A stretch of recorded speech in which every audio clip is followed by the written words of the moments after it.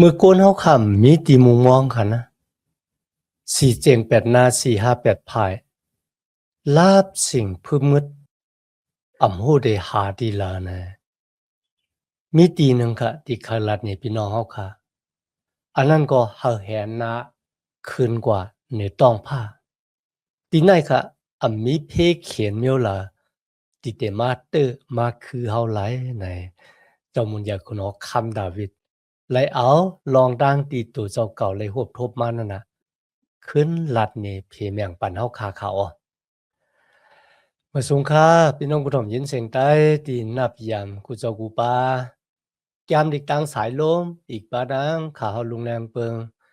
ไหลมาโหบทบโหบยากันกว่าแทงวันหนึ่งเขาอ่อย้อนหาตังหักเมตตาตังนิมจาตังจมซื้อมนต์เปียวตีลูกตีเถาลาพระเป็นเจ้าเฮาคามาแต่อยู่ในหูเจอเฮาคากว่าหังผาหังมันสิกรรมค่ะ ในวันมื้อนี้เราก็ได้สืบเห็นแก้มสลามคาน11 12คาน11 12แก้มสลามค่ะนะในคาน11นี่ค่ะจอมหนังเดียวค่ะเลยอุบกันว่าแก้มสลามที่เจ้ามุนเยอคุณอคำดาวิดเต็มนี่ค่ะนะเขาติดแต้มลุยตั้งอันตัวเจ้าเก่ามีตั้งอันตัวทบตาหันในจุดสักด้านของเขาว่าตั้งอันตึกซึกค่ะว่าตั้งอันปลายเจ้ามุนเยอคุณอคำโซลู เขาก็ติเอาลงตั้งตีตัวเจ้าเก่าไหลโฮบไหลทบมาแล้วก็ตั้งจอยแถมตีลูกตีพระเป็นเจ้ามาเป็นจึงหื้อไหนในก็เป็นรองตั้งหนึ่งเมื่อเขาขาอ่านย่อเขาขากดโหลดเลยว่วนถึงรองในค่ะนะกุ้ยกาตีในค่ะเฮาฮู้ว่าที่เขาแต้มยามสลามคัน11เนี่ยเป็นอาขิงข้าวยามที่เขาเลยโฮบทบโฮบยาอีสังในเฮาขำฮู้ค่ะกุ้ยกาตีฮู้อยู่นั่นก็มันเป็นอาขิงที่เขาเลยขำดังกันขีเน็กเต็กเต็ง และณจุดสักด้านของเขาเลยหูบทบตางตุกข่าหยาบผืดคันจากไหนเขาขาเลยหู้จึงหนังไหนเมื่อเขาขาอ่านนะข้อที่หนึ่งในเขาขาติเลยหันว่าก็ที่ปันตั้งแก่มเจ้ามุนยาคุณอคำดาวิดเนี่ยเขามีตั้งขียานค่ะนะเป็นก้นขียานเขาปันตั้งแก่มว่าให้เจ้ามุนยาคุณอคำดาวิดในไปกว่าแมบอยู่ที่100ปุ่นไหนกันนะ กุ้ยก็จะมุนอยากคุณโอคัมดาวิดเนี่ยเขาเถียงแบบตั้งอันปันตั้งจามของก้นขียานค่ะนะเขาไม่ตั้งอยู่ว่าจังค่ะพระเป็นเจ้าที่เป็นคุณโอคัมเนอคุณโอคัมเนี่ยมันเจ้าตื่นเต็มปล่อยแปดก้นสีต่อเขาก็ยังนับว่าเขาเป็นก้นสีต่อเลยตั้งอยู่มัดตั้มจันเนพระเป็นเจ้าค่ะนะทีนี้ก็หวังก็ว่าหวังกำอาจจะเป็นอคิงที่เขาเลียนไปคุณโอคัมโซลูนั่นก็อัปปาสลุมลูกชายของเขาที่ลุกขึ้นเขาหู้เนี่ยพี่น้องค่ะกุ้ยกะมีคนกำนำก็ได้ยุ่มว่าเป็นอาขิงข้าวยามที่เขาออกไปลูกชายเขาอัปปาสาลุมที่ลุกขึ้นเขาในเขาออกในข้อที่หนึ่งค่ะสลามคัน11ค่ะนะข้อที่หนึ่งเกาอิงปึงถาวราพระอยู่อ้อก็บ่จึงหนังหือแลเมื่อลาตีเก่าเลยว่ามีนปลายกว่าเหมือนจึงหนังนกมีนกว่าจู้กะตีลอยต้าอันนี้เป็นโกที่ปันดังแก้มที่เขาให้เขาเลียนไปเหมือนจึงนกวินกว่าตีร้อยในคะนะพี่น้องเข้าใจเด้อครับในวันเหมือนในคันนะคนมีปิ่งหญ้าปลายเจอเขาเอามาปลายเจอก็บัวในกะป่านในคันนะคนที่เป็นยอกับปลายเจอในนำนะมีทั้งตุกข่าขานเจอแล้วก็อ้วนอีสามออกในคันนะหรือทั้งที่ตัวเจ้าก็มีกุศลกุเปิงเนี่ยเป็นเพนั่นก็ยอกะตั้งเจอในคันแหละเพราะว่าเขาเป็นยอกะตั้งเจอเขาก็จู้เสียหมอยาเขาก็ติลัดนี่เขาจังไหนอะ เขาสู่ออกตีสู่ฮู้ตัวว่ามันเป็นตั้งตุกขะเขาสู่ออกที่นั่นแล้วก็กว่าลือกว่าเซาบ่มีเงินไหนก็กว่าต่างบ้านต่างเมืองไหนกันเนาะเขาป่นเสิในต่างอันตัวเจ้าก็ตึกเป็นอยู่บ่ว่าที่เป็นที่เฮิรนที่เย่นี่ครับคุยกับพี่น้องเขาค่ะต่างอันเขาขาปลายต่างหยับผืดเนี่ยมันเลยจอยอย่างเดียวก็เพื่อสังกันล่ะก็เพื่อเขาปลายตัวเจ้าเก่าป่นกันนะมีคนก็เหลือปลายตัวเจ้าเก่าป่น มีเสียป้าหนึ่งค่ะนะเขาเล่าว่า อ่อนดังนั้นเขาขี่เหอหมินเกี่ยวแก่ในกันนะขี่เหอหมินกว่าตีเวียงนั่นเวียงนั่นเวียงในกว่าเมืองนั่นเมืองในเนี่ยกุยกะไว้เสียเขากว่าจี้กว่าจอดแล้วเขาว่าตั้งอันขี่เหอหมินเนี่ยมันนำไรเกี่ยวตีมันก็กิดกิดนะตีอยู่ก็กิดเจ้าตีเฮ็ดที่สังก็บ่เฮ็ดไรแต่ๆเนี่ยครับก็บ่จังนั้นนะครับตั้งอันเฮาถามว่าอันไหนมันแคบอะมันแหลบเอาเนี่ยกุยกะมันนำเจอนะครับก็บ่สังก็บ่เฮาปลายตัวเจ้าเก่าป่นนะครับในข้อที่2ครับคาน11คันนะโดยรู้กลให้กลหมึกซื่อนั้นโหวดกลางเสียแลเอาปืนต่างไว้กะดีสายกลางกันได้รับสิ่งเฮาเลยยื้อใส่เขาจื้ออันเจอเฉพาะซื้อโยนั่นอ๋อที่ไหนคะหลายก็มีตังอยู่ว่ามันตื่นเป็นอัปปาสาลุมที่เขาลุกพื้นเจ้ามุนยาคุณเอาคำดาวิดตั้งลุกซึกเขาปากันลึบลำจอมเจ้ามุนยาคุณเอาคำดาวิดไหนกันนะพี่น้องค่ะที่ไหนก็อัปปาสาลุมลึบจอมเนี่ยเยื่องหมายสูงสุดมันบ่มีอะขวางอะเยเนี่ยมันติแหมปอมันตาย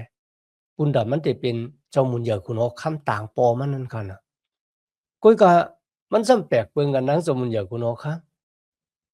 ลูกเตมาแหมตัวเจ้าเก่าตายก้อยกะมันซ้ำลาตีลูกซึกมันว่าจังค่ะคุกจะไล่ลูกของเฮาอินนะ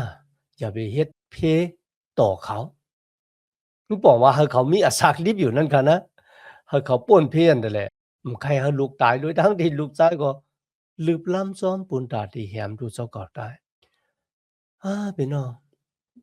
อัปปาสาลมเนี่ยบ่ได้แตกด้วยกันลูกซึกมันดังลูกซึกเจ้ามุนยาคุณเอาคำว่านะ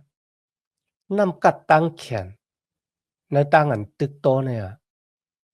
ตื่นก้านเจ้ามุนยาคุณเอาคำดาวิดเจ้ามุนยาคุณเอาคำดาวิดเนี่ยเป็นคนที่ป่นปล่อยตึกมาหัวหลายปางแล้วกันนะหลายตึกของเจ้ามุนยาคุณเอาคำดาวิดเนี่ยมันหลีเสียเขาพี่น้องค่ะในอะขิงดีอัปปาสาลมลูกพื้นปอเขาเจ้ามุนยาคุณเอาคำดาวิดนะในเวียงเยรูซาเล็มมีดังอันเฮ็ดวัดกูกวายพระเป็นเจ้ามีดังอันหลู่เครื่องปลูกจ่อปันพระเป็นเจ้ามันบอกว่ามีจีมีการค่ะนะอาด้วยค่ะลูกก็บ่จั่งไหนคะนะในสมัยยามลีกสลามคัน11เนี่ยอะโกนกำนำก็เตยุ่มว่ามันเป็นนะอะขิงข้าวยามที่เจ้ามุนยากุนอคำดาวิดไล่ข้ามลูกดูเจ้าเก่าอัปปาสาลมลุกพึ่นอามานคานเป็นในเขาอกับแนวขาดโดยคัน11ข้อ3คันนะป้องเงาหากมันรู้แล้วจึงก็อันซื้อต่อนั้นนำจังเฮ็ดจึงหนังหือยาวว่าจึงหนังในอยู่หนังหือ ที่ว่าโป้งเงาหากมันรู้แล้วจึงอันนี้ก็เงาหากมันก็เป็นสมาจามที่ของพระเป็นเจ้านำคำตราความสั่งสอนของพระเป็นเจ้ากันนะป้อนในรู้แล้วได้เฮ็ดจังหือนะครับเจ้าข่าวพี่น้องคันในวันเหมือนได้กันนะก้นกำนำในกันแหละบ่มีดังหยุ่มย้ำในนำคำตราพระเป็นเจ้านับถือในคันแหละมานำคำตราพระเป็นเจ้าเป็นข้อความที่ยาวแม่น ที่มีอาณาเหมือนพงดันโคในกันนะสลามคัน11ข้อ4มีแต่หมายไว้ว่าถ้าเวลาพระมีอยู่กันนะเกียงปิกหมันเจ้าอันมดจางนั้นออปะลางถ้าเวลาพระมีอยู่กันเหนือเมืองกลางเฮาเสียาวมันเจ้าเป้าหลูหลอมตัวยกนดังหลายกูตีกูเลียนแลหู้หันตั้งอันเขาเฮ็ดอยู่นั่นติคาโอ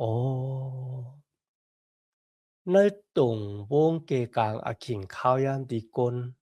ถังเลขหลูหลายนำคำตะลาพระเป็นเจ้ายุ่มโยเซเลมาดเนี่ยเฮาขาดที่เป็นลูกล่างตะเป้พระเป็นเจ้าตีเฮ็ดจึงหนังหือตีในว่าพระเป็นเจ้าอยู่กันเหนือเมืองกลางหาวกันนะเป้าหลอมตัวยโกนอยู่กูตีกูแลนก็บ่จังนั้นครับณวันเหมือนได้ค่ะนะโกนสือต่อค่ะนะ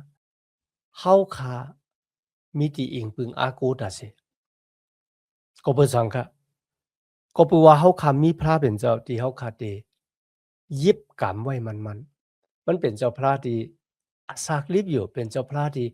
อุบเปิงอุบทิ้งกำพาโลกาสักแก้ววลามนุษย์สัตวะเครื่องเบิงกรรมมีดังเสียงดังหนงเหมือนจังที่เขาลงนางเบิงยามลัดนี่พี่น้องเฮามีแต้มหมายไว้ในยามโยภาคคัน12ข้อที่10 อาสาของตั้งอันมีอาสากุสำกุเปิงเนี่ยมันอยู่ในองค์มือของพระเป็นเจ้าอีกป้าดังล้มถวยเจอเข้าล้มถวยเจอออกของโกนกับมีดังเสียงดังหลงพี่น้องค่ะปนแน่นให้ไหนก็ตายไว้ผมเจอค่ะก็เพราะฉะนั้นพระเป็นเจ้าเฮาขาเนี่ยเป็นที่อิงปึงอาโกที่ป่นเพไล่ตาเสเขาเพราะว่าพระเป็นเจ้าปันอาขว้างเฮาเปิ้นแหมเฮาตายมันป้องว่ามันเจ้าติเจ้าลองดังที่ป่อเป็นมานะอาสาเขาเฮาเป็นอากิ้วต่อโกนดังนำมันเด่มเย้าหลายค่ะนะมันเด่มซุ้มหลายเจ้ามุญญาคุณออกคำดาวิดตั้มจะในพระเป็นเจ้าจึงหนังไหนครับในข้อที่5ค่ะนะมันเจ้าจะถามจามตัวกนหลีกนให้เหมือนกันติคาออมันเจ้าจังก็อันมีพลาตลานั่นติคาออที่ในลัดถึงต้านพระเป็นเจ้าแจดถามด้วยพระเป็นเจ้าแจดด้วยก้นที่สีต่อและก้นที่เมือกเรื่องเลยครับกุยกับพระเป็นเจ้าจังก้นที่เมือกเรื่องค่ะปล่อยแปดตั้งเมือกตั้งเรื่องตั้งเฮ็ดปล่อยแปดตั้งเฮ็ดอันเมือกเรื่องของทุกเจ้าก็พระเป็นเจ้าจังฮะก็เพราะฉะนั้นนะวันมันเนี่ยเฮาคายุ่มว่าพระเป็นเจ้าฮักคุณทรงมานัดจาดานมานัดพระเป็นเจ้าฮักมันคันนะพระเป็นเจ้าจังก้นดีเฮ็ดตั้งเมือกตั้งเรื่องกุยกับพระเป็นเจ้าก็คาหาก้นดีเฮ็ดบัวตะแปดที่เป็นยานสู่ต่อพระเป็นเจ้าในคันนะขึ้นหนองตาตั้งพิษว่ายน้ำมาหาพระเป็นเจ้าปอยอก็เถงแปดตั้งเฮ็ดอันเมือกเรื่องคันนะปล่อยแปดอันนี้เป็นอลูกของพระเป็นเจ้าได้คันนะ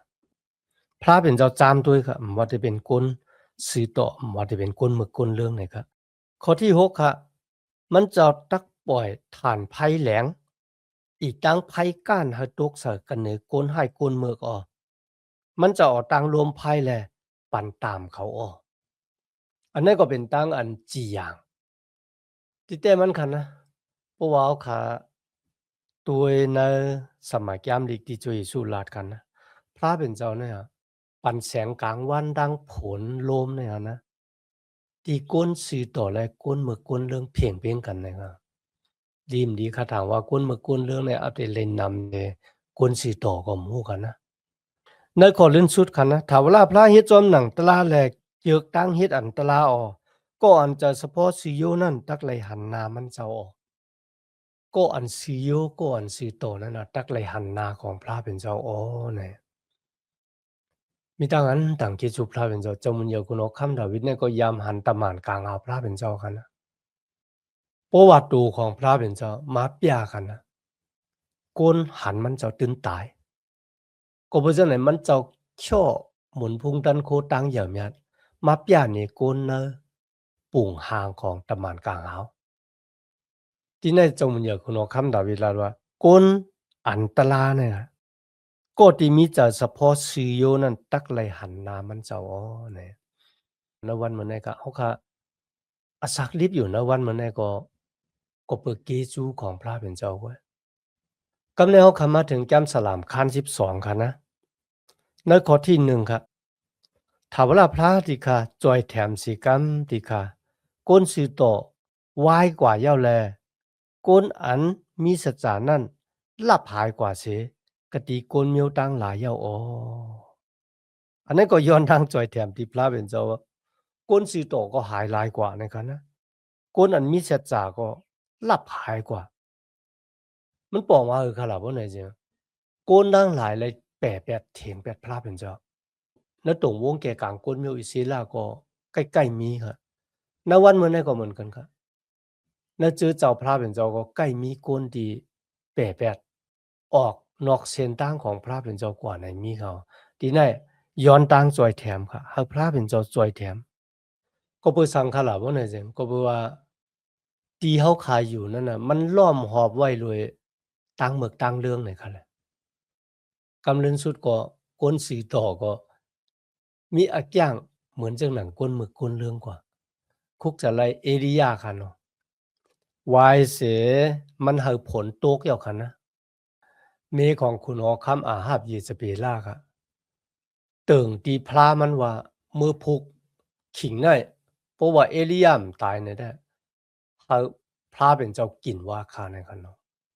เอลียาก็ปายกว่าแล้วก็เอลียาสุดต้องที่พระเป็นเจ้าว่าพระเป็นเจ้าที่คำมาเหลียวเนี่ยในเมืองอิสราเอลเนี่ยก็ตีอยู่มัดพระเป็นเจ้ามีขาก็เหลียวเว้ยข้าอาศักลิบอยู่ปุนตาหาบท่ามนาการเจ้าเนี่ยก็บุสังเอลียาว่นจังนั้นกันละก็บวนตีอยู่ร่วมหอบมันน่ะมันมีกวนหมึกกวนเรื่องหลายๆขนาดเนาะในวันเมื่อไหร่ก็เหมือนกันนะเฮาขาทั้งหลายเนี่ยหันตั้งหมึกตั้งเรื่องอยู่ล้อมหอบตูเฮาคำว่าปล่อยตึกว่าตั้งอันขี้เน็กเต็กเตียงกันว่าอ่าวางปอเขาก็ว่าอยู่มัดตั้มจะนึกเถาละพระเป็นเจ้าเพราะว่าเด็กกำจ้างสมหลังปิ้งยับตลาดติ๊กๆได้กำได้เฮาได้ตกสู้มาอยู่ไหนเนี่ยเขาเฮ็ดจึงเฮาหลู่เฮ็ดจึงนั้นเยอะเนี่ยเนาะเจอจึงนั้นครับพี่น้องครับเมื่อเขาอ่านนะจามสลามคัน12ข้อที่2ในคันนะเขากามีตั้งเสียงตั้งหลงนั่นก้อนหนึ่งและก้อนหนึ่งแปดกันเรียนกันอยู่เอาตั้งเจอสองงามชอกินว่อนกินกันอยู่อ๋อเจอค่ะก็ที่อยู่ล้อมหอบตูเฮาในวันเมื่อในคันนะแปดเรียนกินกันเหมือนจังมุกจุมจาแผ่นในคันแหละแปดกินกวนดังกำผาเนาะเฮาก็อยู่เนื้อเกเนื้อกลางก้นจะไหน เนื้อขิงเนี่ยค่ะมันเป็นอาขิงข้าวยามที่ลูกล่างตะเปเจ้าหลูไลลัดความซื่อๆอยู่เจ้าเป็นก้นดีอยู่ต่อหน้าก็ยกมือไหวป้อป่นนาเขากว่าก็นับคันนะปุ่นเฮาว่านาไวหลังหลอกในคันนะคลิยานเฮาค่ะเป็นอาขิงข้าวยามที่เฮาหลูเปียนี่ตั้งซื่อๆอยู่ของพระเป็นเจ้าที่มีอยู่ในอาสาของเฮาค่ะคันนะเนื้อข้อที่3ถ้าว่าพระดีคาหามตาเพแขนจาสองงามจื้อนั่นให้เขาเต็ดเย็นเสกำดีคาอึดซบจื้ออันจังอุบอาจแลลาดว่าข้อที่4ค่ะนะเฮาเอาตั้งซบความแลไลกาอันเฮามีอโลนั่นอ้อเฮามีอโลจึงหนังหือก็เฮาลาดว่าผู้เหลอตักเฮแขนเฮาไหลว่าหนังไหนนั่นเสกำดีคา เจ้ามุนอยากคุณเอาคำลัดถึงโกนที่อยู่ล้อมหอบดูเขาที่มีตั้งอยู่เสกูยำพระเป็นเจ้าเขาที่เฮ็ดจึงก็เขาเฮ็ดไรจอมหนังอันโหลกลางใจของเขาในคันนะแล้วก็มีไว้ในยุตตะขอ16คันเนาะนั่งในเลยลัดว่าโกนดังหลายเป็นโกนที่ขี้ป้องขี้หลายแล้วก็เป็นโกนที่ขี้เป็ดขี้เหลียนเฮ็ดจอมหนังกามาตนากิเลสาของตูเจ้าเก่าแล้วก็ยุคตูเจ้าเก่า ลัดความโชความวอนปุนตาหาอกิวปุนตาตูเจ้าเก่าเนี่ยนัสมัยแกมลิกปัวเขาก็อ่านเนี่ยนักกปานยุตาก็มีจังหนังไหนแต่คันนะยุตาก็เนี่ยมันจะยุตาอิสกาลีอุดคันนะเป็นแกมยุตามีไว้ในข้อที่16เขาในแกมสลามคัน12ข้อที่5มีไว้จังหนังไหนครับถ้าว่าพระมีอมิงเลยว่าก็เปิดตั้งอันนิกจักเงียนเซ อันก็อันยากอันผ่านไลขามอีกตั้งอันถุยจะเศร้าจะหลงก็อันอึบยากนั่นแหละมือเหลียวนั่นเขาตักลงมาเขาตักปันมันไหลจอมกันหนังอันมันตกอ่างเขาไหลตั้งอันอยู่โล่งหลีลอดดีนั่นว่าหนังไหนที่เขาถ้าเป็นจะเด็กเกตเคกังก้นสีตกเขาออกป่นเสก็ตีขี่เน็กเด็กเต็งมันนะครับในข้อที่6ครับความกะตี้เถาลาพระนั่นเป็นความอันลียุ่มกะตี้ซื้อนั่นเป็นเจ้งหนังเงินอันขากันเนมึงลิ้นเฮาหมดใส่ถึง7ปอกนั่นติคะอำว่าก้นโลกาในค่ะนะอุบว้าวหมอเขียวหมอว่อนบุญตาเดหาอากิวปันตูเจ้าเก่าขี้เป็ดขี้แลนนะกุยกันนำคำตลาพระเป็นเจ้าเนี่ยเป็นความมันดีอยู่มาก มันเหมือนจึงหนังเงินอันขากันในเมืองลินให้หมดใส่ถึง7ปอกครับขอความพระเป็นเจ้าค่ะนะมันเหมือนจึงเงินที่อ่อง7ปอกนะครับนะมันหมดจ่างขาวเสาดีนั่นนี่ก็เพราะฉะนั้นนำคำตลาพระเป็นเจ้าเขาขายุ่มยำตั้มจะอะไรนะครับในข้อที่7ถึง8ถ้าว่าพระที่คา เจ้าเฮาเปิ้ลหรูเปิ้ลทิ้งข้าเจ้าเฮาเขาเสียแลเฮกังข้าเจ้าเฮาเขากันเนก้นจื้อในอยู่แต่เสียดีข้าโอก้นให้ก้นหมึกตั้งหลายอยู่นั้นมืออันก้นตั้งหลายยุกยองตั้งอันให้หยุดอยู่นั่นติข้าโอในเป็นอักขิงข้าวยามดีรับสิ่งเมื่อรัดถึงอักขิงข้าวยามดีรับสิ่งคุกจะไรวันดีเขากว่าตีเจ้าเยซูกันเจ้าเยซูรัดว่าในเป็นอักขิงของสูน่ะเป็นอาณาตั้งรับสิ่งพืชมืดเตะๆเนี่ยอุ้ยกะที่ไหนคะนะพระเป็นเจ้าที่เป็นผู้ที่เปิดเกียรติเคกลางเฮาพระเป็นเจ้าที่ปล่อยปืนปล่อยแปดเฮาขาในคะนะมันเจ้าที่เปิดหลอมหลูลุ่มลาจุดอาศักตานลูกหลานของพระเป็นเจ้าก้นสือต่อของมันเจ้าอันนี้เป็นตั้งอันเจ้ามุนยากุโนคัมดาวิดไล่ตัวทบตาหันมาณจุดอาศักตานของเขาคะนะแล้วตั้งอันจับส้มหอมใบพระเป็นเจ้าบ่ได้เป็นอักขิงข้าวยามตีเลยฮบทบตั้งทุกข้ามว่าได้เป็นอักขิงข้าวยามตีเลยฮบทบตั้งโจมเชื่อมวนเปียวนะเขาเป็นปุ่งห้างอันลีตั้งอันตั้มจะวางจะนะพระเป็นเจ้าพระเป็นเจ้ามันเหย่อเมียแต่ว่าตั้งอันเฮามีอสักลิบอยู่นั่นก็เป็นก็ปือพระเป็นเจ้าโก้ยไหนกันนะป้มจะก็ปือมันเจ้าเฮาติอสักลิบหยุ่มไรเนี่ยเขามีตั้งหยุ่มยำเนื้อถาวลาพระเป็นเจ้าณวันเหมือนนั่นก็เขาก็เคยปันเอ็นปันแห้งเฮาขานั่นกันนั่นเนาะนำคำตลาพระเป็นเจ้าเป็นอันเจ็ดอันมันหยุ่มยำตั้มเจ้าไรขอความพระเป็นเจ้าลาดจึงหนังหือก็เป็นจึงหนังนั้นก็บ่จึงหนังนั้นเขาเคยปันแห้งเฮาว่าเนื้อเกกลางตั้งตุกข้าอย่าผืดคานเจ้าตั้งอันไรขานตั้งอันขีเน็กเด็กเต็งตั้งอยากตั้งผ่านก็ยาเฮาฮู้ไว้ว่าพระเป็นเจ้าผู้ใหญ่แม้และสูงสุดนั้นห้าเขาเปิ้ลหลอมดูลุ่มลาและเก็บเขกัง